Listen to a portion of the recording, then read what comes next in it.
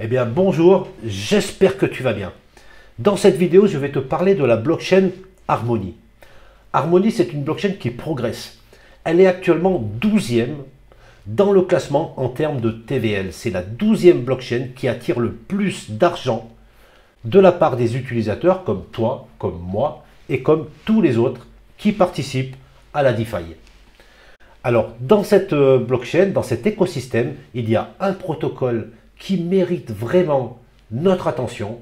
C'est le plus gros protocole qui représente la moitié de la TVL de l'ensemble de l'écosystème Harmony. C'est le protocole, c'est l'application, c'est même un jeu qui s'appelle DeFi Kingdom.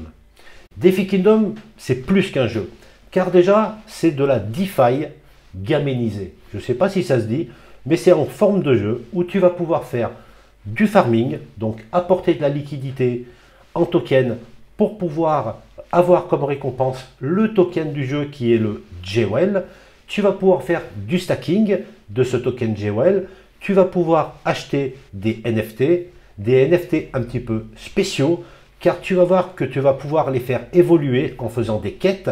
Donc tu vas pouvoir monter le niveau, les statistiques pour pouvoir éventuellement revendre ton NFT plus cher par la suite. Dans la roadmap qui n'est pas encore terminée, nous la verrons plus tard, mais ils vont proposer du PVE, du PVP. Tu vas pouvoir te latter avec les autres, avec tes NFT sous forme de héros. Il y aura des possibilités d'acheter des terrains, de monter des villages, plein de choses. Donc, en tant qu'investisseur, en tant que spéculation, tu peux seulement faire du farming pour gagner le token du jeu et éventuellement attendre pour le revendre plus tard.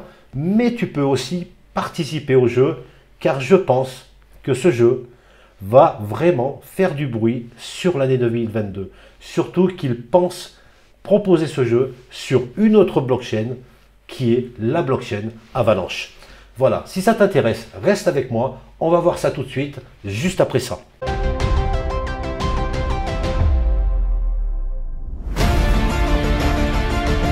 Et voilà, donc je suis actuellement sur la map de DeFi Kingdom.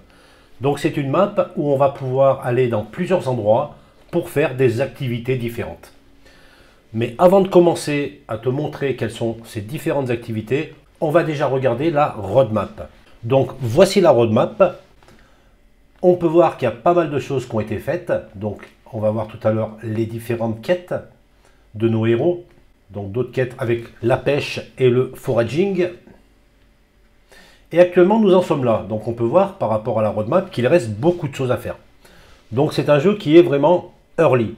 En rentrant maintenant, il y a des chances que ce jeu prenne encore plus d'importance dans les semaines et mois à venir. Donc la prochaine étape, ça va être pets. Donc on va pouvoir avoir sûrement des animaux de compagnie pour pouvoir accompagner nos héros. Ensuite, il y aura la possibilité de monter des villages. Ensuite, avoir de l'équipement. Donc, nos héros pourront être équipés d'épées, de flèches, d'arcs, sûrement aussi des pouvoirs de magie. Ensuite, le PVE. Donc, le PVE où on va pouvoir envoyer nos héros NFT dans des missions en PVE contre l'ordinateur. Le PVP. Le PVP très attendu par la communauté de DeFi Kingdom, où on va pouvoir se mesurer à d'autres joueurs avec les NFT et ainsi gagner, on ne sait pas encore vraiment, mais sûrement du token Jewel et peut-être même de l'XP et monter en compétence nos héros. Voilà, donc il y a vraiment encore beaucoup de choses à faire sur ce protocole. On en est actuellement donc ici et je vais donc te montrer actuellement comment faire pour farmer, stacker et acheter des NFT. Alors la première chose à faire pour pouvoir se connecter au protocole DeFi Kingdom, ça sera bien sûr d'avoir un wallet raccordé à la blockchain Harmony. Donc moi j'ai choisi MetaMask que j'ai connecté au réseau qui s'appelle Harmony Mainnet Shard 0. Ensuite il faudra bien sûr des fonds disponibles, donc par exemple du One, mais tu as aussi un bridge qui va te permettre d'envoyer des tokens, par exemple de la BSC, vers la blockchain Harmony. Mais pour le One, par exemple, si tu as acheté le token One sur un exchange centralisé, comme KuCoin par exemple, donc si tu veux faire un retrait de tes tokens One depuis un exchange centralisé pour l'envoyer vers ton wallet MetaMask, il y a une petite subtilité.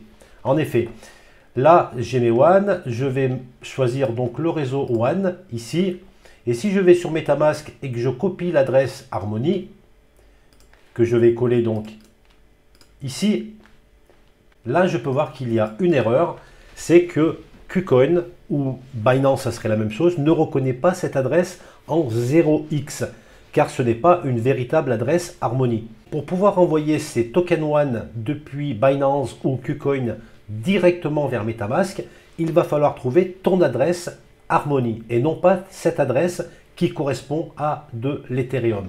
Alors comment faire? Tout simplement, je vais copier cette adresse en 0x qui est donnée par le wallet MetaMask.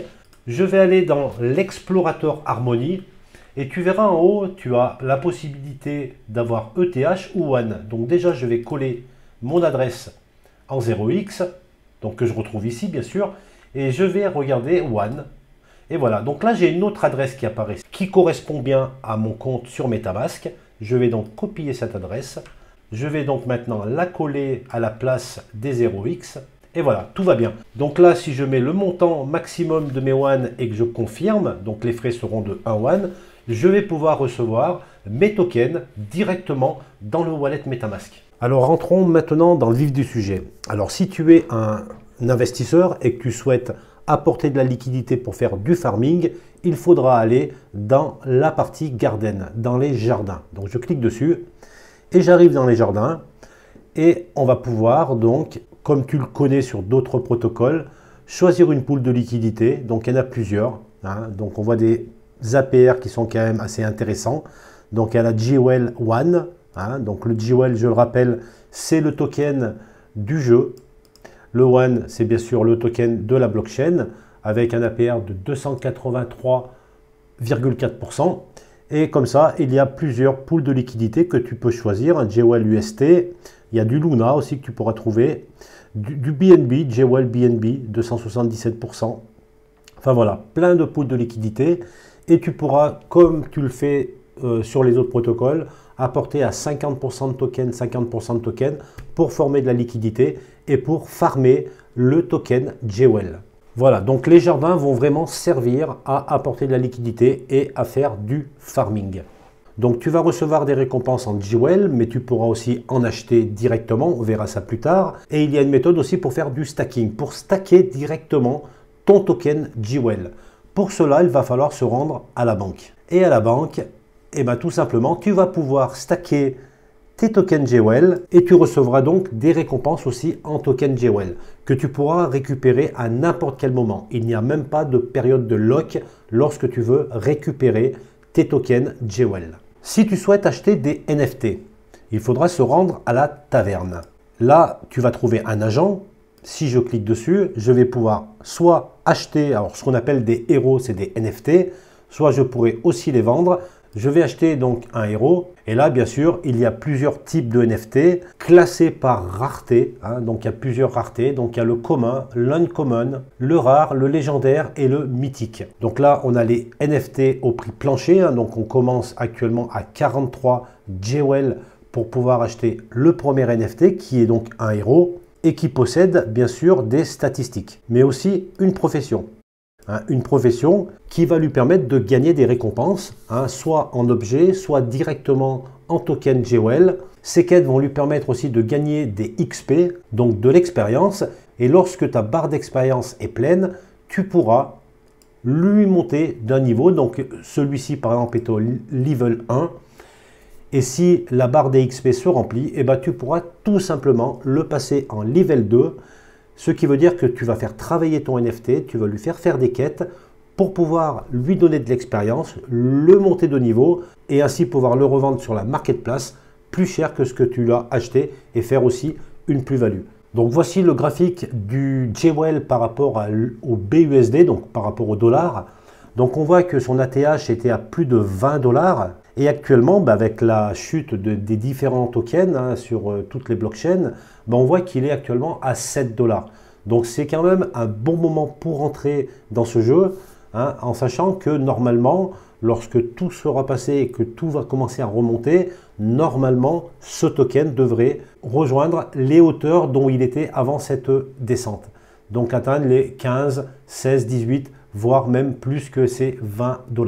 Donc à 7 $ environ actuellement le token Jewel, donc un NFT, donc le prix plancher, 43 Jewel, ça va me coûter environ 300 $. Alors soit tu es dans une stratégie d'acheter un NFT dans les prix les plus bas, de le faire monter en niveau pour pouvoir ensuite le revendre plus cher et ainsi faire des plus-values pour pouvoir en racheter d'autres et continuer à les revendre. Ce qui peut être aussi un bon investissement car par exemple moi ça fait 15 jours environ que je suis dans ce jeu et il y a 15 jours le prix plancher était d'environ 30 Jewel. Donc on voit que le prix plancher est en train de monter. Soit tu es plutôt dans une stratégie long terme où tu crois au jeu et que tu as envie de participer à du PVE et à du PVP et surtout pouvoir gagner ces différents combats. Et dans ces cas-là, c'est sûr qu'il va falloir choisir, étudier même les différents héros qui sont ici. Tu vois, par exemple, là j'ai un warrior. Le warrior, ce qui serait intéressant, c'est qu'il ait une stat bleue qui est une stat bonus en force. Alors si ça t'intéresse, que dans une prochaine vidéo, je t'explique toutes les différentes statistiques et comment faire surtout pour choisir un bon héros, fais-moi le savoir en commentaire, like cette vidéo. Si je vois que cette vidéo marche bien, je ferai une deuxième vidéo pour aller un peu plus en profondeur et t'expliquer exactement toutes ces statistiques avec ces bonus verts et bleus et les types de professions par rapport aux héros. Donc comment faire pour faire monter en compétences et en niveau un héros que tu achètes sur cette marketplace. On va retourner sur la map et je vais aller dans la partie profession. Donc je retrouve 4 professions, forager, le mineur, le fisher et le gardeneur. Ce sont donc des quêtes qui vont me faire gagner, à mes héros des objets, de l'expérience. Les objets, je pourrais les revendre contre du jewel ou contre de l'or, mais je vais te montrer comment faire une quête. Par exemple, je vais cliquer sur les foragers. Je vais démarrer la quête et je vais choisir de 1 à 6 héros. Donc moi, j'ai actuellement 3 héros. J'en ai 2 qui sont justement le métier de forager. Donc je vais les choisir tous les deux et je vais les envoyer en quête. Voilà, au bout de quelques minutes, mes foragers ont terminé les quêtes parce qu'il y a un petit point d'exclamation juste à côté. Donc je vais cliquer dessus, je vais compléter la quête de mes héros et voilà. Donc la quête est complète et on peut voir le résultat des héros. Donc j'ai le premier héros qui a gagné 65 points XP et qui a gagné 0,1 point pour son métier de foraging et qui a donc gagné un objet.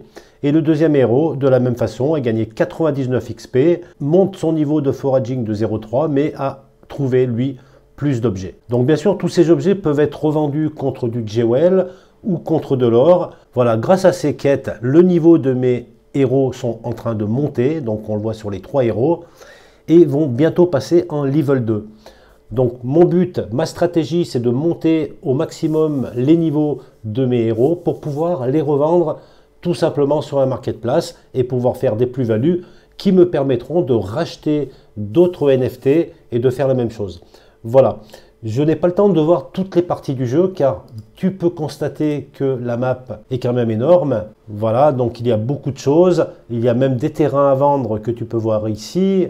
Donc on peut acheter des terrains. Bon, j'espère que ce contenu t'a plu. Cette vidéo était dans un but de te présenter ce protocole DeFi Kingdom. Malheureusement, je ne peux pas t'expliquer toutes les facettes du jeu ni toutes les subtilités. Par contre, comme je l'ai déjà dit, si je vois que cette vidéo marche bien, dans ce cas, je ferai donc une vidéo supplémentaire qui suivra celle-ci pour t'expliquer en détail comment jouer à ce jeu DeFi Kingdom. Sur ce, je te dis à très vite pour de nouvelles vidéos.